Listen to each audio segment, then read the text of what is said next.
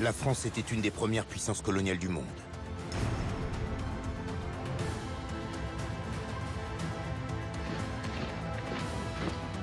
Mais depuis la Seconde Guerre mondiale, son empire se disloque.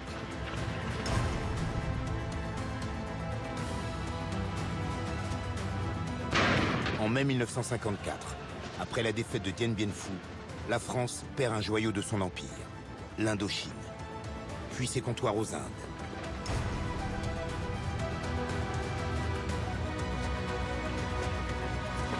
De toutes parts, l'empire se fissure.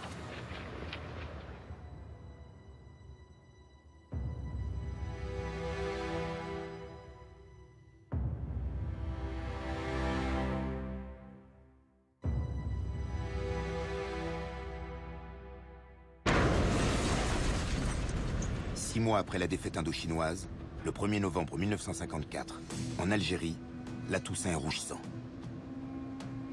Le Front de Libération Nationale, le FLN, déclenche une vague d'attentats anti-français. Une guerre qui ne dira jamais son nom vient d'éclater. Mon frère, qui est plus jeune que moi, arrive à 10 heures avec les journaux et il cassait la porte. On se demandait ce qui est arrivé et il est rentré en criant « Ils l'ont fait exploser ». Pour nous qui étions loin de ces mouvements, eh bien mon frère et moi avions la certitude que c'était le début de notre guerre de libération nationale. C'était vraiment le grand jour. C'était le grand jour. J'ai senti en moi une fierté, au fond de moi une fierté retrouvée. Je me suis dit, enfin, des gens courageux ont décidé de déclencher cette guerre que nous attendions.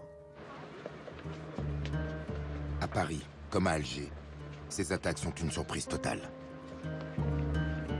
Lorsque la Toussaint Rouge éclate, mes grands-parents sont évidemment très loin d'imaginer que ça va être le début d'une guerre qui va durer 8 ans. Le FLN, revendication d'indépendance, c'est quelque chose dont ils n'ont absolument pas conscience à ce moment-là. D'emblée, le gouvernement affiche sa fermeté. François Mitterrand, le ministre de l'Intérieur, se rend en Algérie. Nous châtierons d'une manière implacable, sans autre souci que celui de la justice, et en la circonstance, la justice exige la rigueur des responsables. L'Algérie, c'est la France, et la France ne reconnaît